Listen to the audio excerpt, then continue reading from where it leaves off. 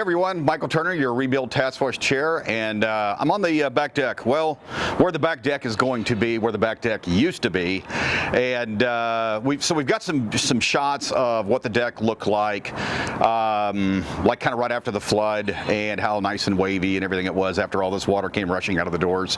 And then we've got some pictures as well to show you that that'll show you the way that this thing had been framed previously, and what we're going to do to try to improve drainage. So got everything tore out, and then what we did was regraded the subgrade underneath here. And what I've got underneath here is we've got just the natural dirt that was around the building. We took and graded everything towards from the back concrete deck to the retaining wall, where we got this stone retaining wall.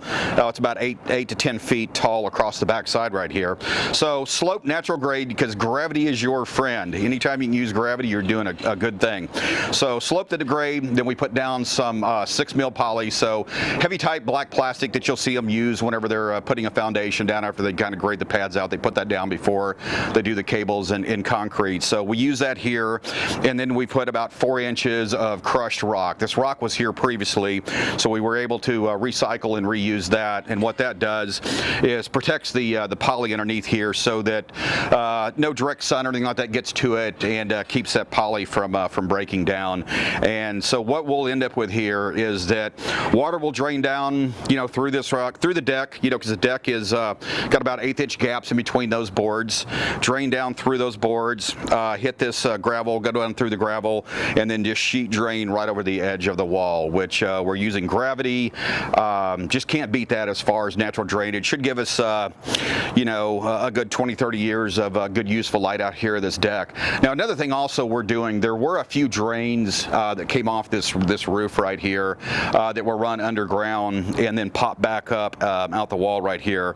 And what we're doing now, because you learn over time on these buildings on how things perform, and it's a great big old roof. It's on I believe we're like on a 8 and 12 pitch.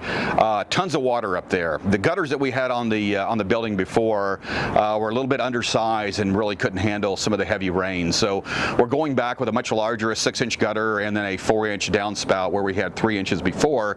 And then we're going to use more downspouts so we can collect more of that water and sheet drain it out and into the creek right there. That creek will take all the water we can give it.